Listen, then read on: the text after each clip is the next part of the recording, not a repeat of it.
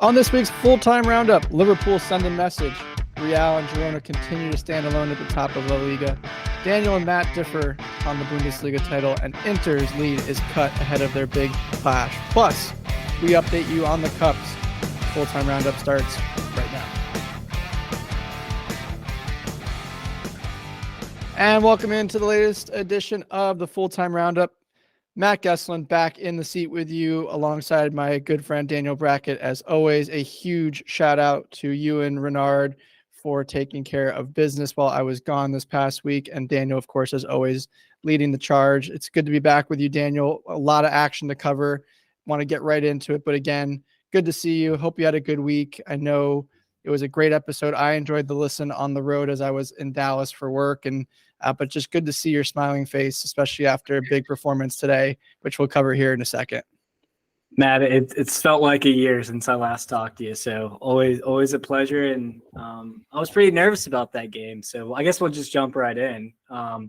We played Bournemouth in one of the cups. I believe it was the EFL. It might have been the FA Cup, and it was actually almost the same conditions, stormy and windy as hell. A little bit less wind than last time. Last time was one of the windier games I've ever watched on television before with a football match. But you know, this was a big one. I was kind of worried about it.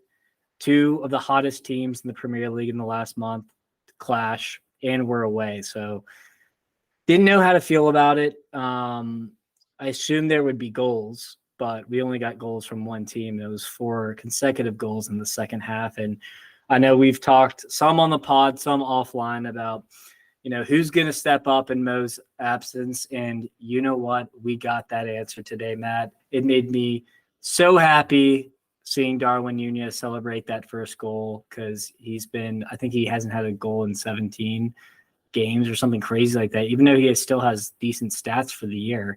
And he back in a big way with a brace. Diogo Jota, 2 goals and assist. He always scores the ugliest of goals, but it doesn't matter. It still goes into the back of the net. And I mean, this was probably one of the most impressive Liverpool displays I've seen in a long time. It was the first time in a while that I saw our midfield. Every single player played an excellent game. Curtis Jones has looked excellent. Harvey Elliott, who sometimes kind of drifts in and out of the game in the midfield. And then McAllister finally felt like that number 6 role was his, and just was spreading balls out, making insane tackles, really just being the heart of the distribution. I could not be happier. And then you got the defense, obviously, Konate, Van Dijk, brick walls, and then Connor Bradley on the right side, the 20-year-old, couldn't have played better if you asked him to.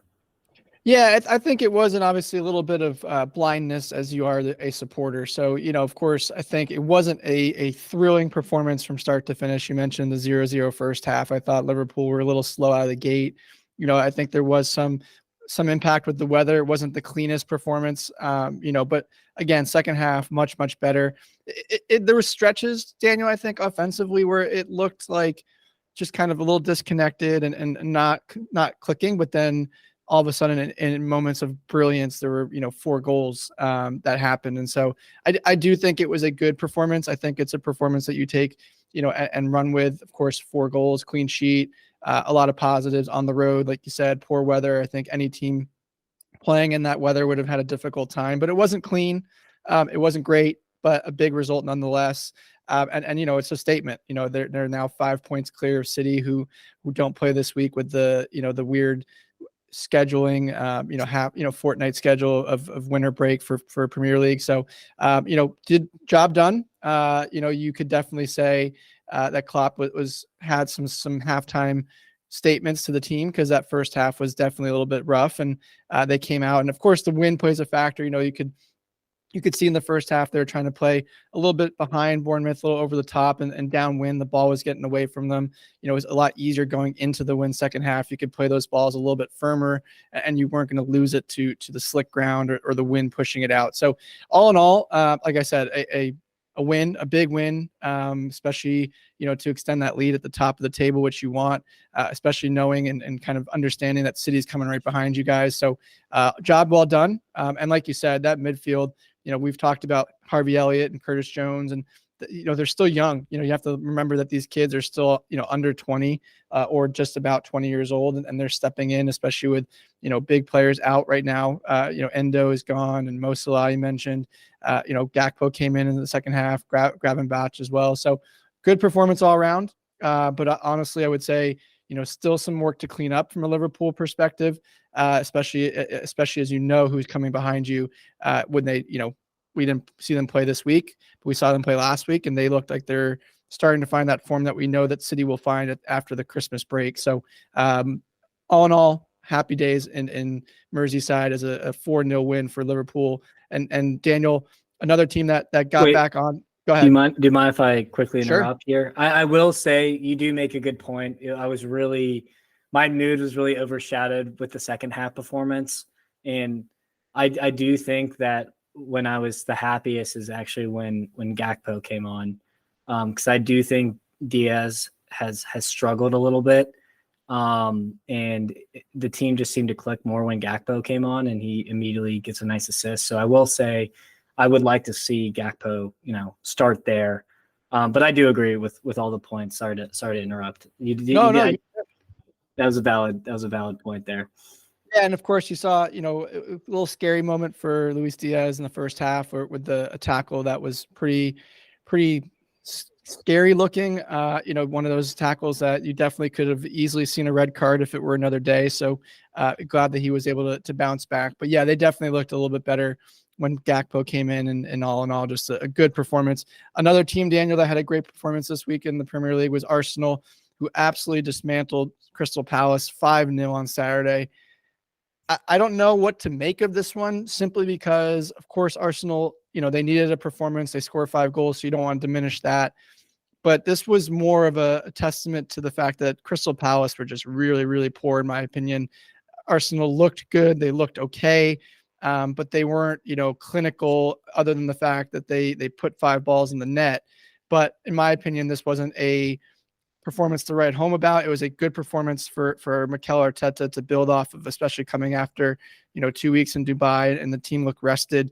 But any thoughts on kind of where Arsenal look after this performance? Does this change your perception of how the race is going to play out in the next couple of weeks?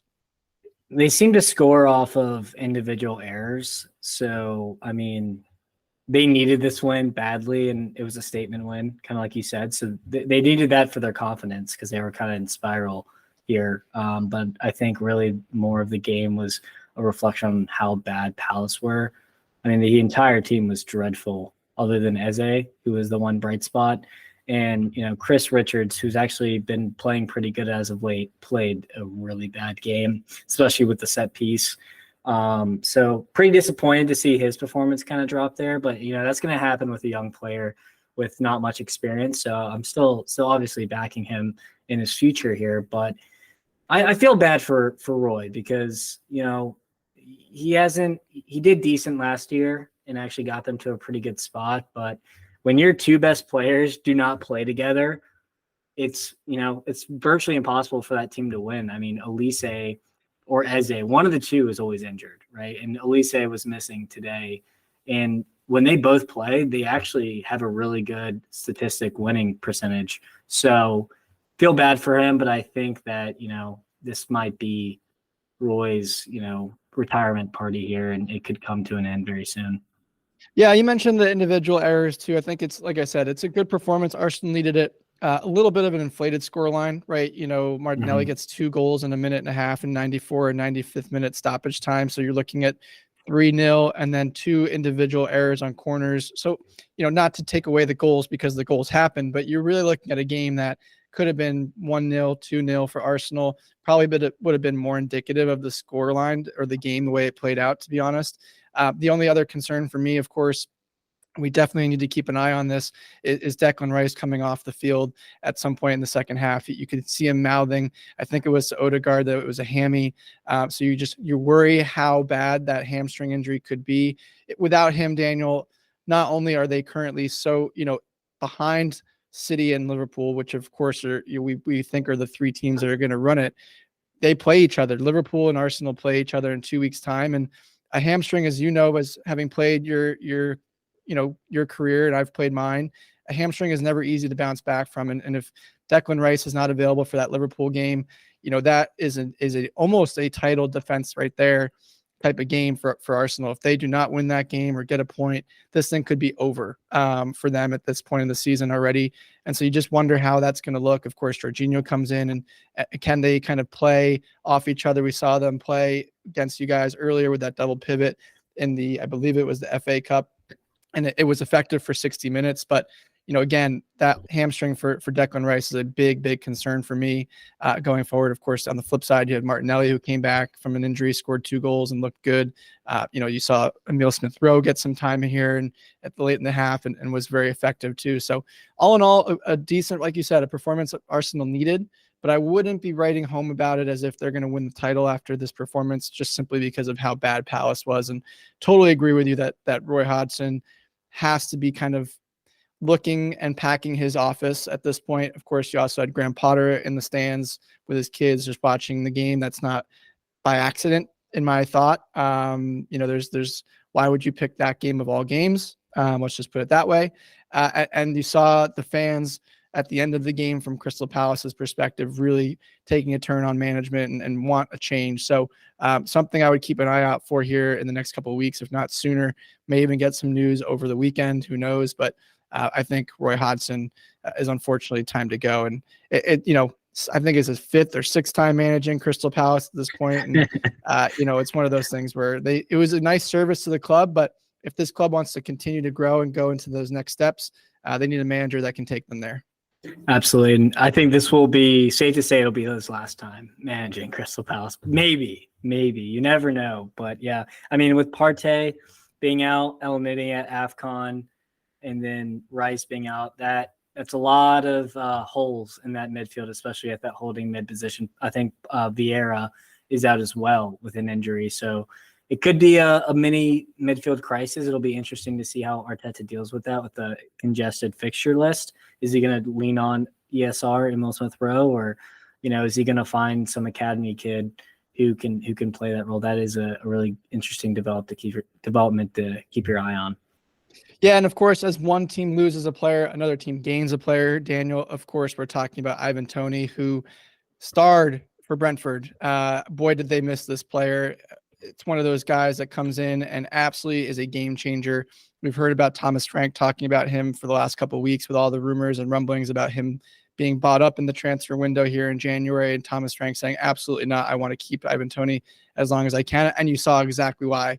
Leads the team out with the captain's armband after 8 months, steps up and absolutely hits a wonderful free kick to score, to tie the game up. And then, of course, a wild back and forth game against Nottingham Forest where they get a 3-2 big result for Brentford. This was really needed. And for Forest, you just wonder, is the bounce over? As well as there's, we saw beginning of the week, the FA come out and say that there was now going to be some punishment for Forest, which I think we all kind of were anticipating.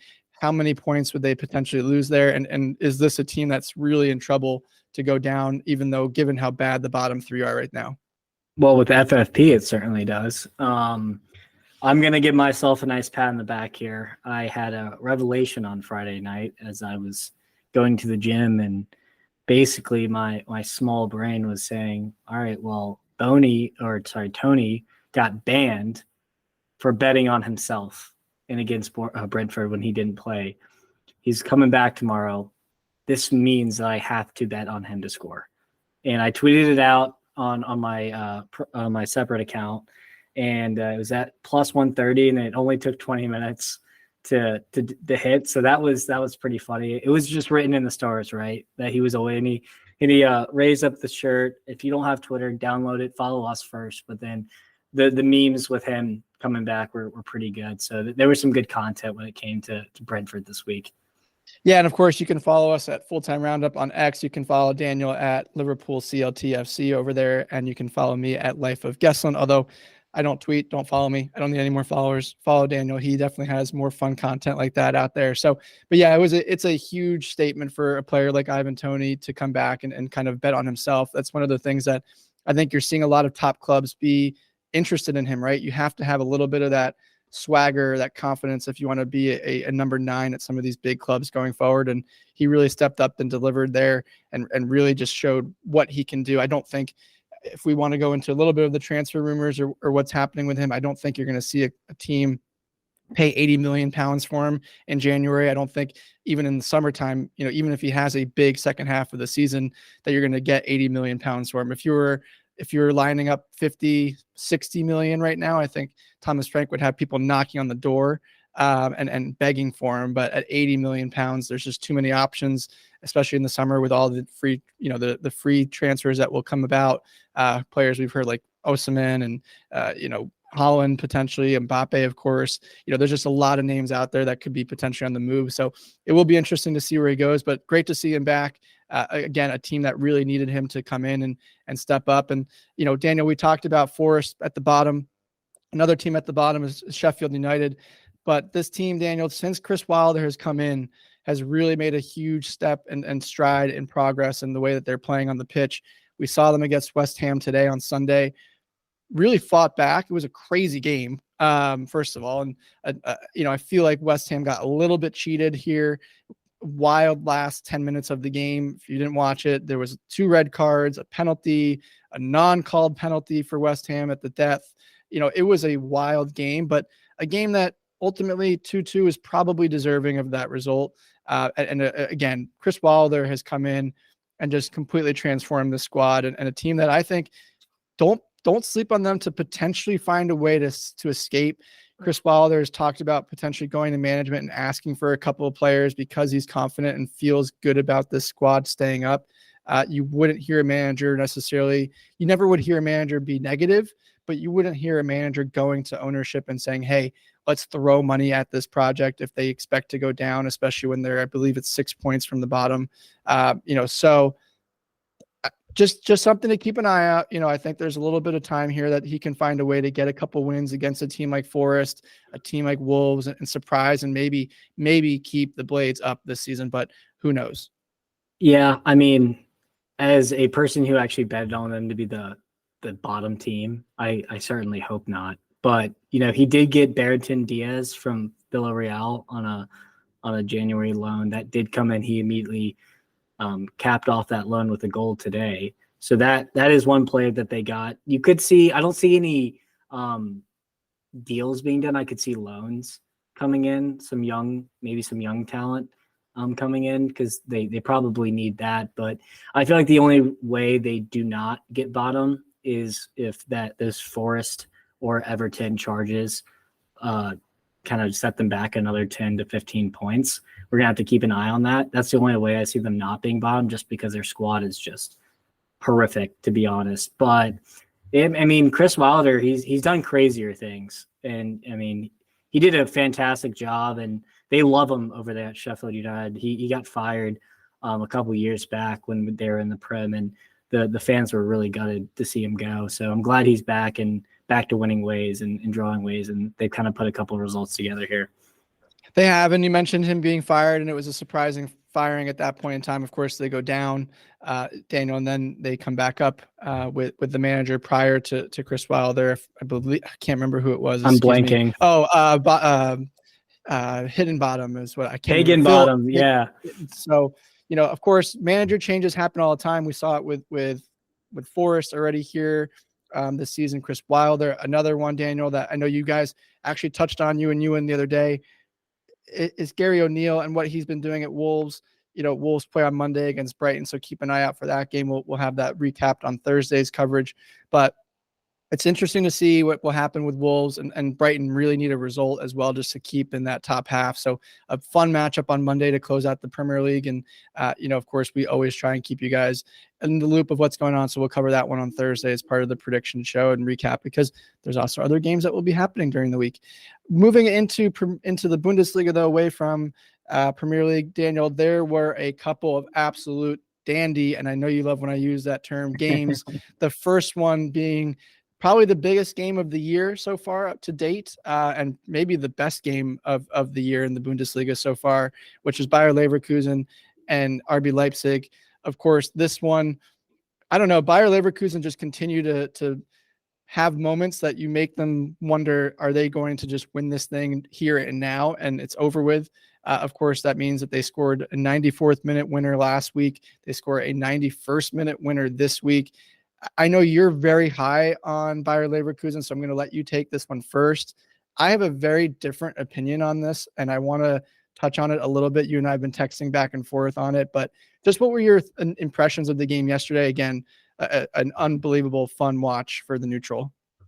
Yeah, I mean, definitely game of the week, if not game of the year in the Bundesliga. It was a great watch, and Leipzig kind of go up first. And you actually texted me, and this was one of the times where the Gessling curse actually worked really well in my favor, which was, Bayer immediately countered it and scored right after the second half to tie it up.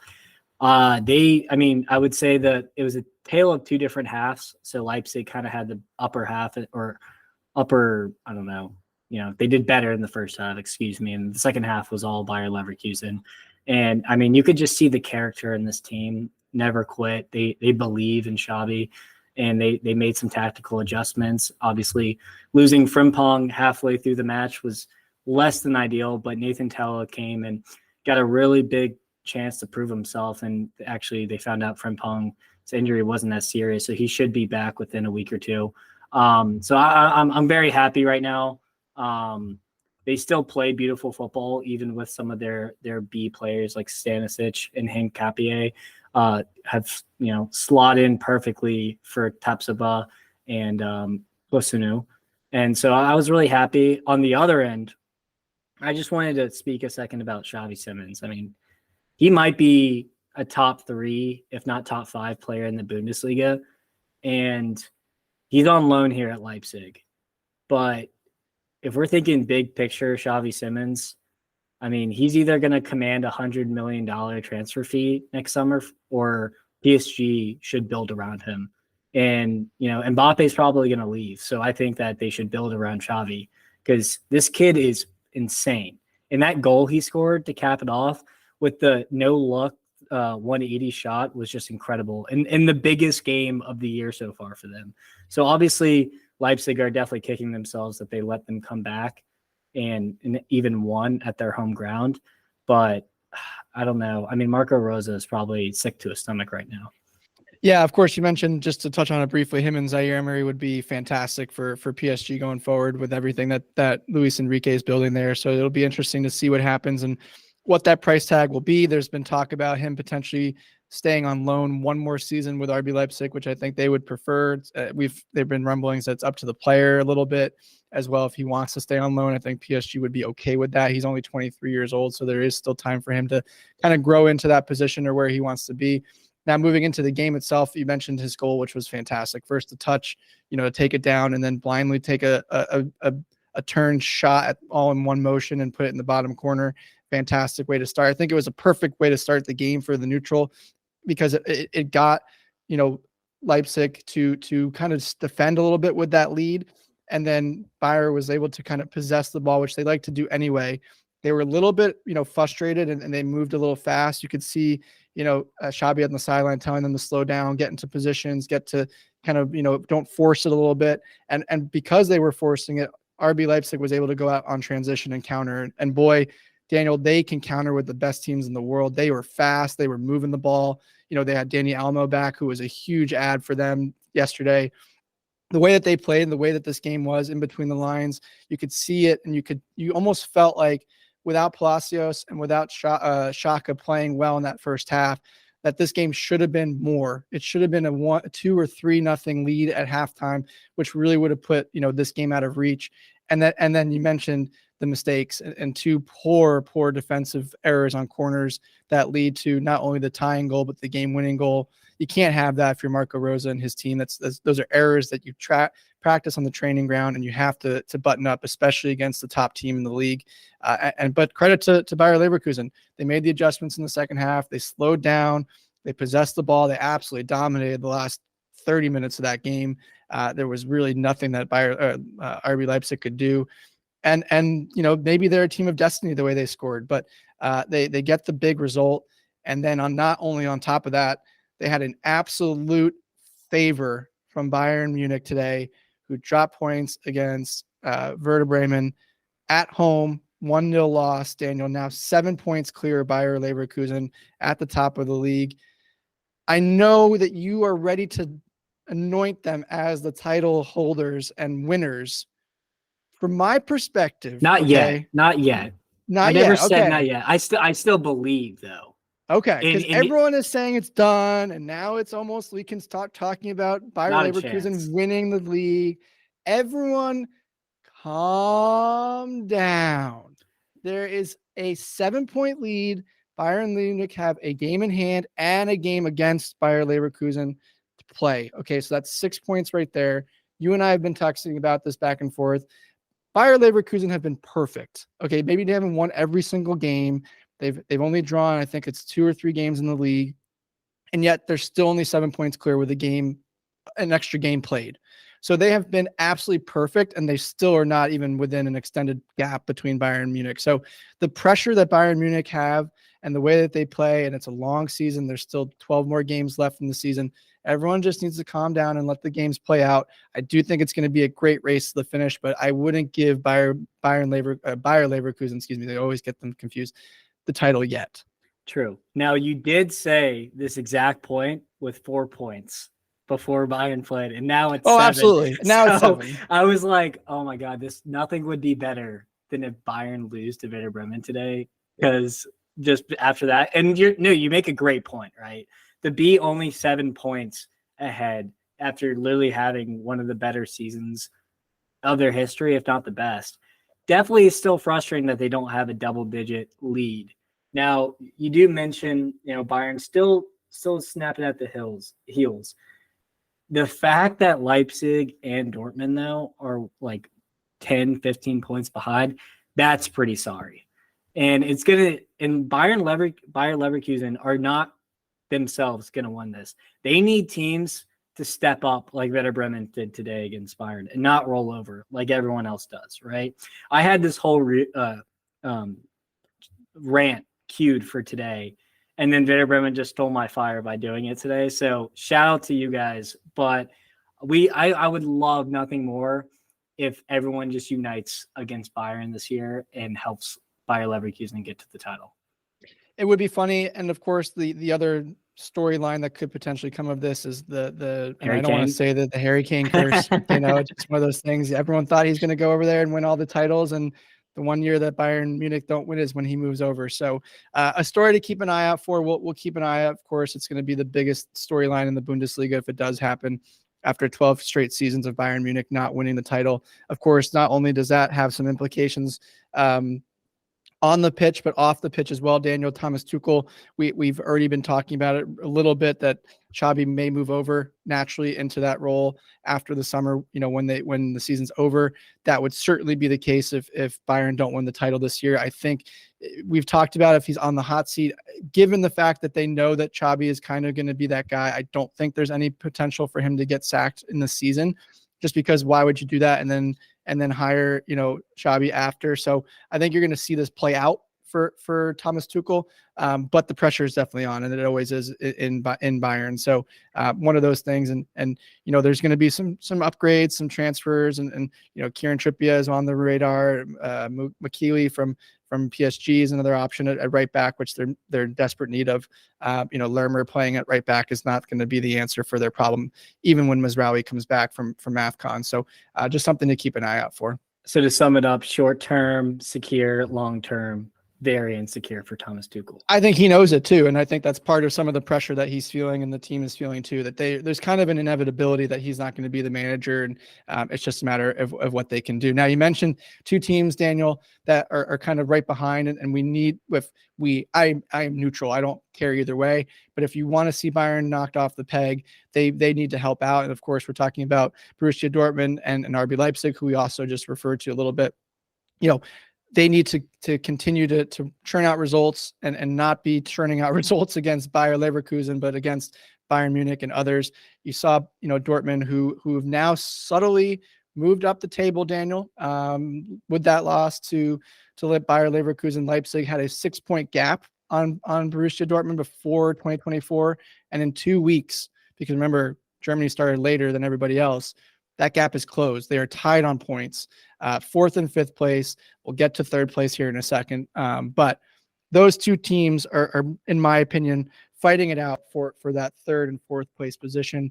And you just wonder, how far was too far for Edin Terzic, but he's found a way to make it work with this roster. And of course, he's added some pieces, which has been very helpful. Yeah, to piggyback off that, I mean, I think it's the signings. Ian Maatsen, man of the match performance for me. He was just so good at left back. And then Sancho doesn't get on the score sheet, but draws the pen, which he wanted to take, but Fulkrug needed a goal pretty bad. So he actually got it. And I mean, Terzic ball still leaves a lot to be desired. They won 4-0. They did. But just in possession, it's just not good enough, in my opinion, because I actually watched the whole game, and Ozcan, the CDM, just isn't giving me what I need to see. And I'm thankful that Reyna got to go in. He kind of created that fourth goal there.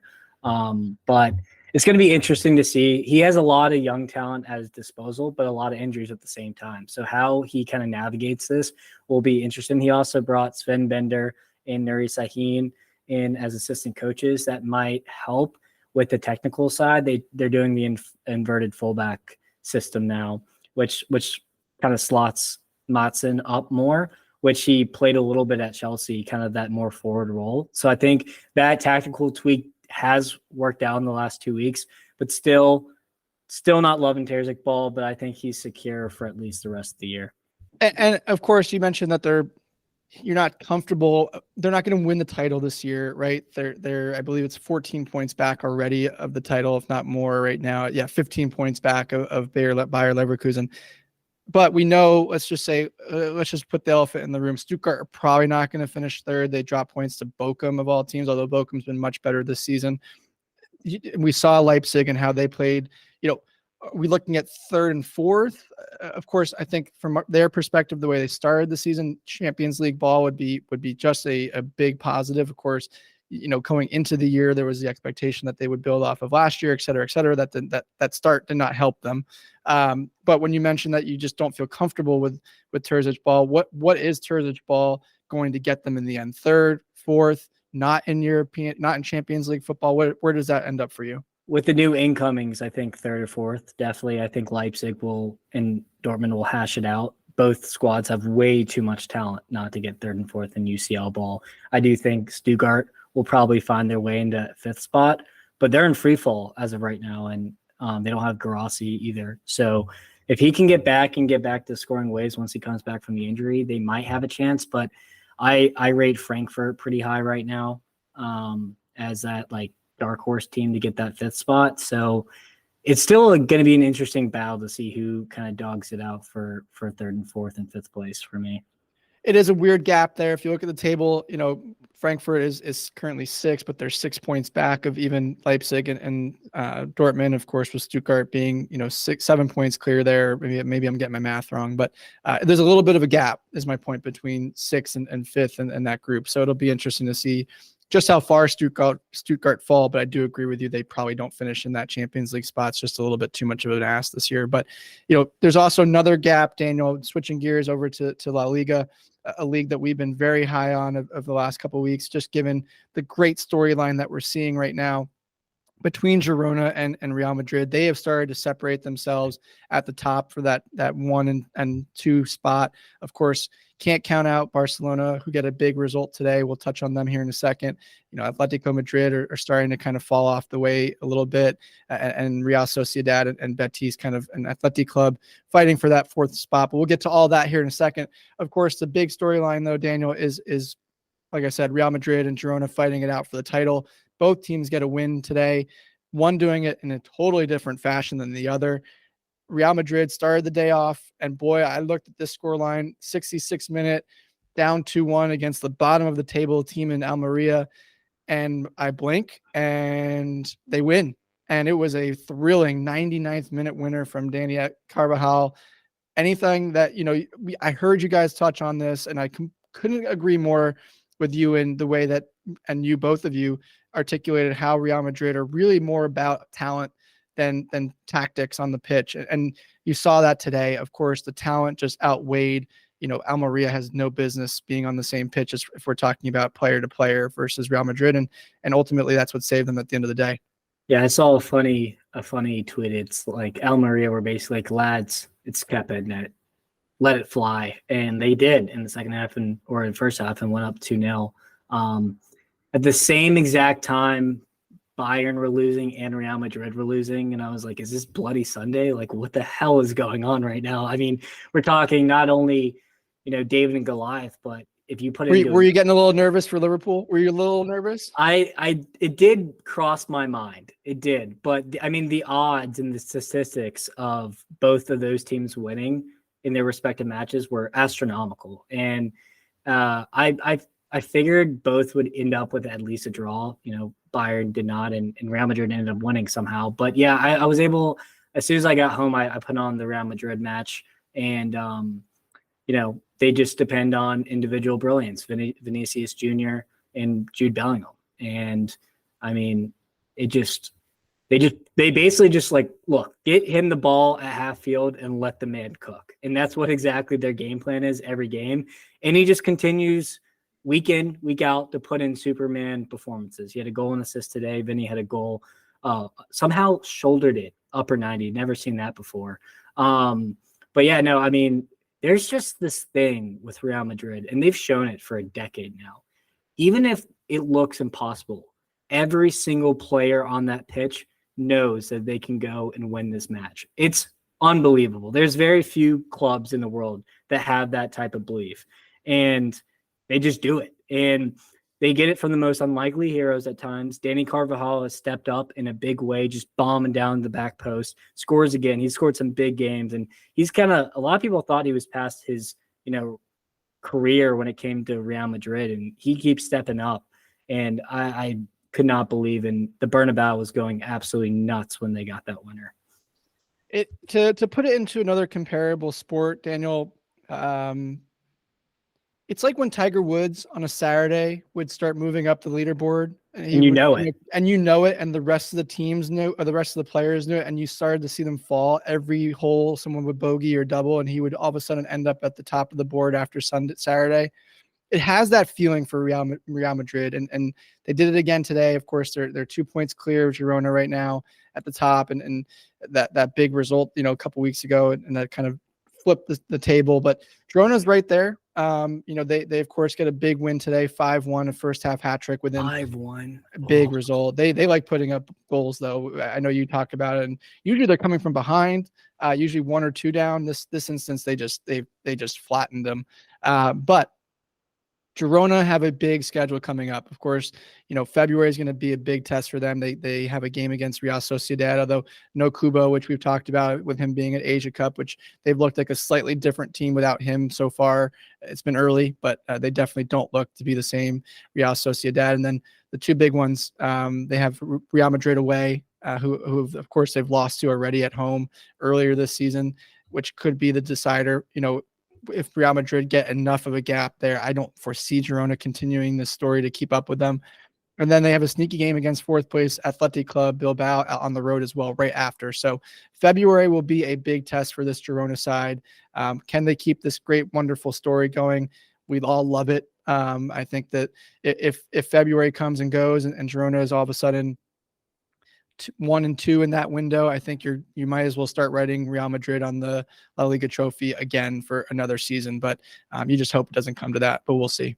There's nothing worse than missing goals in a match when you watch the majority of it. And I kid you not, I stopped watching I had to go do something for a quick second. I left my apartment in the 7th minute of this game, came back in the 22nd, and there were 4 goals scored in that. Yeah, the hat trick was in like 4 minutes. Like I thought I was having a stroke, dude. I was like, "Am I seeing this right? Like, how did I miss 4 goals in 12 minutes? Like, you got to be kidding me!" But I mean, that's Girona for you, I guess. Yeah, and of course, in the other game that we want to get to for La Liga, you missed the same type of fashion. Barcelona, who played a big game against Real Betis, they were trailing, and they do get goals.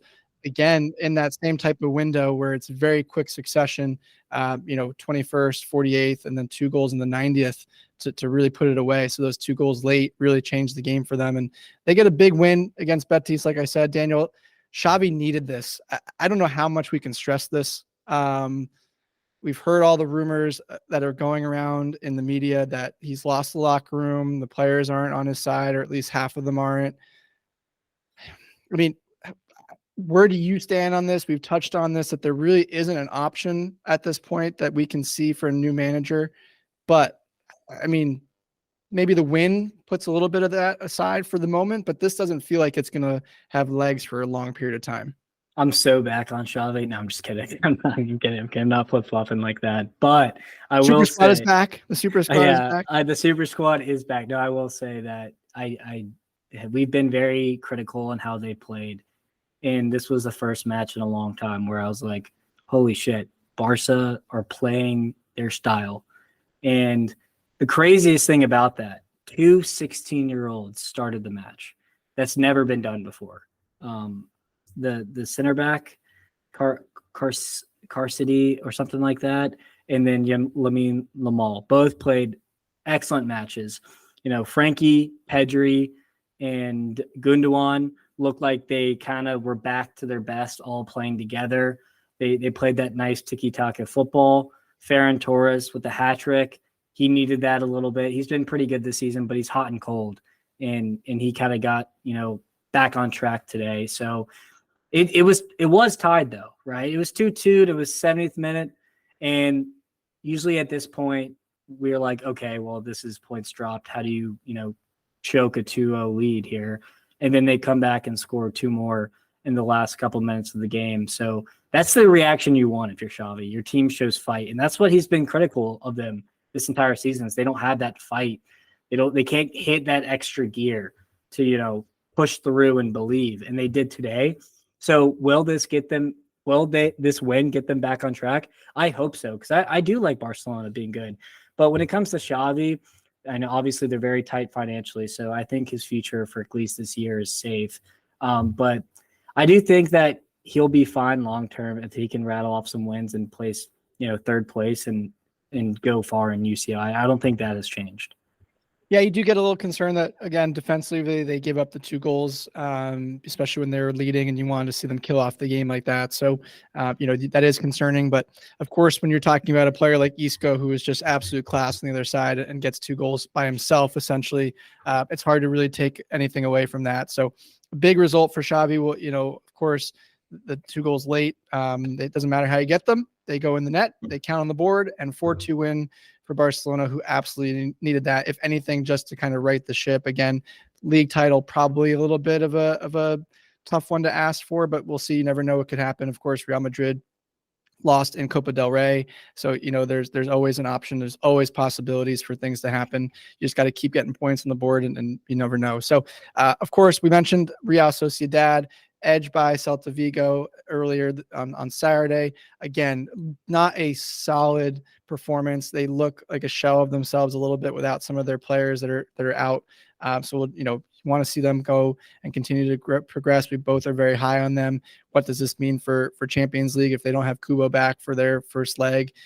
That's something to keep an eye out for. And then, of course, a team that we talked about briefly last episode that I was on, Daniel, was Valencia, who get another result against Athletic Club, and they continue to move up the table. A nice surprise, a nice performance. Valencia, a traditional, top team in La Liga. They're starting to find a little bit of form, contrary to Sevilla, who just cannot find their way, getting blasted today, like we mentioned, from Girona. So tale of 2 sides as far as historic La Liga table teams, but. Other than that, Daniel, there is another storyline coming out of Italy in Serie A that we want to touch on briefly here as we wrap up the domestic leagues. Don't look now, folks. We thought that this was Inter's to lose, but maybe Juventus are actually trying to take this table by the scruff of the neck. They now currently have a lead on Inter in the table after winning today against Lecce. Of course, Inter don't play this week. This weekend, they play a Coppa Italia match on Monday against Napoli. So there's still a game, a hand. Supercoppa, excuse me. There's still a game in hand there. But Juventus have gone atop the table, and Allegri Ball is just continuing to do what he does. Yeah, no.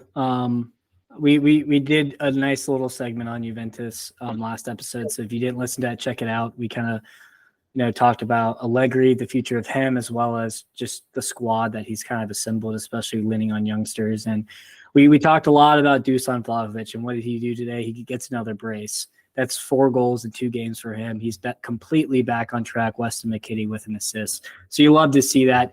Now, I will mention they are a game ahead. So, it's very possible that Inter can go on and separate themselves by 2 points here. But this is officially, if not already official, a race. And, AC Milan are only 7 points back. That seems like it's a little bit out of touch with how crazy football is and how injuries can be. You never want to count them out exactly, but at least we're kind of seeing it take shape within at least the top 3.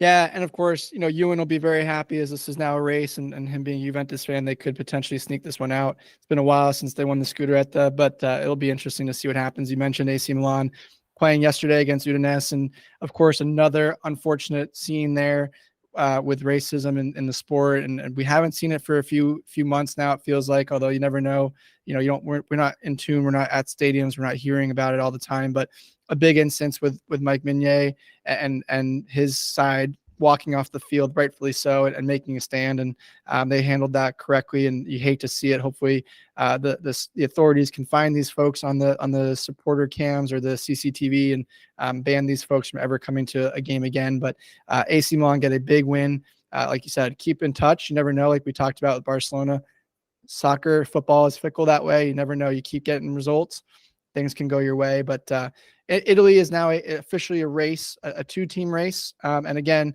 we'll touch on it as we continue to go. That second half of the table, that big battle for fourth is still heating up there. A lot of teams now in the mix, especially with Roma, who get a nice performance against Hellas Verona, continue to be in touch in 8th place, and they have a couple big games coming up, so we'll keep you posted there. But moving into the rest of the world, Daniel, PSV finally don't win a match. They did not lose, but they didn't win. So they are still invincible, if you want to call them that, as only a few teams have ever done the entire season without losing. But they do drop some points. Ajax continue to climb up. They're now only 3 points behind AZ Alkmaar, which is a huge story if they can grab that 4th spot, considering where they started from. And then, of course, Daniel, you're very high on the Portuguese league. Sporting, Benfica, and Porto all win. Any storylines that you want to touch on any of those leagues? And of course, France, just for what it's worth, is off. They are in their cup week this week, so nothing domestically for the French league. Yeah, I will say one thing quickly on Benfica. They are still behind Sporting by 1 point, I believe, but they signed a striker this window. Marcus Leonardo from Sao Paulo, who was relegated in the Brazilian league. And he had a pretty good season. He's only 20 years old. And he went on and has scored 2 goals consecutively off the bench. And, historically, we've seen Darwin Nunez, we've seen Goncalo Ramos, we've seen Di Maria, João Felix, all these Benfica youngsters get big moves once kind of popping off at Benfica. And he's probably going to be the next one. And they got him for a pretty cheap deal, and they're going to sell him for quadruple within 2 years. You can bookmark this episode now. Probably to Chelsea and he'll never deliver. So it sounds about right. I hope not. That would be a damn shame. Well, you never know. That seems to happen, especially I was going to mention it with Vlahovic. If Chelsea would never have heard from him again. So I'm glad he stayed and is starting to score goals. And quickly before we go to break, of course, we do want to give her as much of attention as all leagues as possible. So Liga MX is starting off to very, very early in the season here. We don't want to put too much stock in this, but Club Americas started off 2-0 at this point. Pumas surprisingly dropped points yesterday. So again, we'll keep you posted as Liga MX gets going. MLS is starting to kind of get back into gear as they're in spring training, a couple weeks away from starting there. So we'll start to add those leagues as well as some attention here as everyone is close to our hearts here in North America. But like I said, we are going to go to a break quickly, Daniel. On the other side of the break, though, of course, there is AFCON going on in the Asia Cup, and it is Sunday. So we do want to give you our players of the week as well as our starting 11. Of of course, as always, we are looking forward to hearing from you guys on X at full or at X on X at Full-Time Roundup. Words are hard. And you can interact with us over there. Let us know any storylines we've missed across any of the leagues. And of course, if there's any players that we missed as part of our XI of the week, let us know there. You can follow us over on X, and you can also follow Daniel at Full Liverpool CLTFC. You can follow me at Life of Gesslin. Like, download, subscribe, leave us a 5-star rating where we get the podcast, and we will be right back on the other side of the break. And welcome back. As we said before the break, Daniel and I have our players of the week that we'll get to here in a second for you, as well as our XI of the week. Of course, we love to hear from you guys on X at Full-Time Roundup. I was able to get through that one a little bit better this time than before the break. We'd love to hear from you guys over there and let us know if there's any players that we've missed, any storylines that we didn't cover for you. But of course, Daniel, the action doesn't stop. Not only do we have domestic league going on, but we have AFCON, we have the Asian Cup, and we want to cover those a little bit for you, as there have continued to be some amazingly shocking results in both of those tournaments. And I do have a question for you after, more broadly speaking, after we cover each team or each cup individually. But first, the big story in AFCON is Senegal get a big win against Cameroon, and you're starting to see a team like Cameroon who maybe weren't the favorite, but you didn't expect them to be in a situation where they are right now, that they could potentially be out before the host too, and the hosts before the group stage. Of course, lots of talent on that team. And you just wonder, Daniel, where this disconnect came from and what happened to this Cameroon side, who again have tremendous amount of talent. But again, it's one of those things, surprising tournament all around. It's hard to dissect just because, it's a group tournament. So teams can just obviously shit the bed at times. But I did get a chance to watch majority of the Senegal-Cameroon match, and they did bounce back, and it was 2-1, a pretty close, closely fought game for the most part. And then, Mane topped it off at the very end with some horrendous goalkeeping by Anana. But we're also talking about the favorite of the tournament, playing the host here. So I did expect Senegal to take this victory here, but you would think that the home advantage would play a little bit more into Cameroon's hands as it has. And obviously crashing out of the group would be a massive disappointment. And we have a bunch of other disappointing teams that we're going to mention here in just a second. Yeah. And of course, like I said, Senegal, of course, are the top of the group at 2 wins in 2 games. Cameroon a win or a draw and a loss now. So it's going to be interesting to see how they come out of that group and if they come out of that group. The other surprise team, Daniel, it continues to struggle, is Algeria. They drew to Burkina Faso, sit 3rd in the group right now. Again, a team that, if you're looking at it on paper, probably a lot of the players you don't know that well. But there's talent on that roster. You and again, just to reference the show from last episode, if you haven't listened to that episode, go back again wherever you get your podcasts and take a listen to that one. But you guys touched on it. There's a lot of top level players, but not full deep rosters. And so when you have teams that are expected because of the teams that are the players that are in the big leagues, let's call it the top 5 leagues, you expect those teams like in Algeria or Cameroon or even Morocco to advance or at least show well. And we're not seeing that in this tournament, which is very surprising to me. Morocco also dropped points, just to cover that real quick. Egypt, of course, Mo Salah and his injury, that takes a toll on Egypt's chances. But is there anything in particular that you can pinpoint, either with your conversation or just more broadly, as to why some of these teams that we expect because of the top tier talent are not doing as well as they have up to expectations, essentially? Probably the most valuable asset that we all have, Matt, time, right? These players were playing club ball and completely thrown into this tournament midseason. And that's not their fault. That's not the manager's fault. That's the tournament's fault. And for some reason, it's played midseason. Don't know why. Wish it could change. I'm sure there is a good reason why. But they don't have time to prepare. And we're seeing like a team like Morocco. This Morocco team went extremely far in the World Cup. And you know what they did have before that tournament? Time to prepare, to set up their squad. Probably didn't come in with as many injuries as they are right now. So these are all factors that really, affect these teams. They only had like a week or two to prep.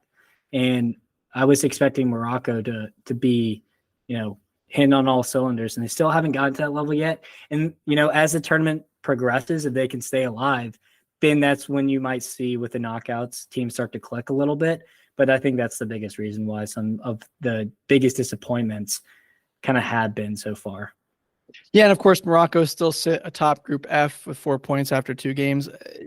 Just to run through the groups quickly, not to spend too much time on it because we can dive in this all day and do a separate show. But there are very surprising groups, like Nigeria and Ivory Coast. Ivory Coast fighting for their life in a group with Equatorial Guinea and Guinea-Bissau. That would not that when you mention those other 2 teams besides Nigeria and Ivory Coast, you would never expect Ivory Coast to be in that spot. Of course, there is still a 3rd game to go, so there's still a lot of potential. The big group that surprises me, Daniel, Cape Verde is atop their group, undefeated, 6 points in a group of Egypt and Ghana. Ghana is almost, thankfully Egypt has drawn both their games. Otherwise, Ghana would be already packing their bags, a team that a lot of people notoriously and historically see very highly in Africa. We mentioned Senegal already topping their group in Group C with Cameroon. Cameroon need to win this game against Gambia to even advance out of the group stage. You look at Algeria in Group D sitting in 3rd behind Angola, another big surprising team in Burkina Faso, which we just touched on. And of course, in Group E, Mali and South Africa, not too much of a surprise here, although Tunisia, we've seen Tunisia in big tournaments before, and they sit at the bottom of the table. So a very interesting tournament. You mentioned time. I think that's a huge factor. We're also seeing similar type of scenario in the Asian Cup and what's going on there. So quickly to touch on that tournament, of course, South Korea get a surprising draw in their team's game against Jordan the other day, who Jordan sit atop that table, that group in Group E, Daniel. You would never expect South Korea to be, a 2nd place team. And that could have huge implications in the knockout phase, depending on what side of the draw they go to. We touched on it and thought them and Japan were the 2 favorites. They could be facing off against each other depending on how this last game in the group stage turns out. So just a big, talking point here that potentially could have ramifications longer term, not only in this tournament, but also potentially in domestic cups as well. Yeah. And, first of all, think about Angola and Cape Verde. No one expected you to do anything and you top the group. So shout out to them. But to go back to Asian Cup, you mentioned, Iraq dealt a blow to Japan. Iraq, very team. Japan's probably the favorite of the entire tournament. So losing that game was a gigantic shock, even with Kubo starting, and they kind of got the A team back up. And so that's a little surprising. I'm sure that they're going to respond in the 3rd game here. You mentioned, South Korea draw. They actually came back to draw that in the last second. That was pretty dramatic of a game. And then as well, Iran win, but looked very, very, very unconvincing against Hong Kong. I was not impressed. I actually got to watch that on Friday and was not impressed at all with that performance. They looked sloppy. It wasn't up to the quality I expected. And then just to cap it off, Saudi Arabia remained perfect. Probably the team that's performed the best in the tournament so far with Roberto Mancini at the helm. Yeah, of course, one more game to go in both AFCON and Asian Cup group stages. So a lot can change as we've seen in World Cups and other tournaments. Of course, we'll keep an eye on that for you as we go into that, and we'll recap everything as we go into the knockout stages there. But again, just a lot of surprises and things to keep an eye out for. Now, again, one of our favorite segments of the week as we wrap things up here on the show is Players of the Week. Want to call out as well, just given with everything going on, and we just touched on a cup, and we touched on all the domestic leagues before. The Players of the Week are only going to focus on the domestic leagues. Daniel and I do have lives, although it doesn't feel like that sometimes, but we cannot watch everything. And so we prioritize Players of the Week for the domestic leagues as main focus. So I want to dive into that as well. If you're new to the show, just to give you guys a rundown of how this works, Daniel and I do this together. We pick our starting 11 for the week. We do goalkeeper, 3 defenders, 4 midfielders, and 3 forwards. And then on top of that, as bonus, we give you our players of the week and our young players of the week. So I'm going to start us out here with our goalkeepers and defenders. So Daniel, from what we picked, Kubel, clean sheet, can't actually take away a keeper who had a clean sheet in a big game like this. And one of those things where, wanted to preface as well. Sometimes we try and give you guys as much stats, players as much, but sometimes there are players that just dominate a game, and you have to give kudos, or as Daniel calls them, flowers, to players like that. So we highlight those players from time to time, but we do try and give you guys as many players that had just big games, stats to fill up the stat sheet. So Kubel is our goalie. In the back, Jonathan Tell from Bayer Leverkusen, who got a goal yesterday. Danny Carvajal, of course, today, who got the game winner for Real Madrid.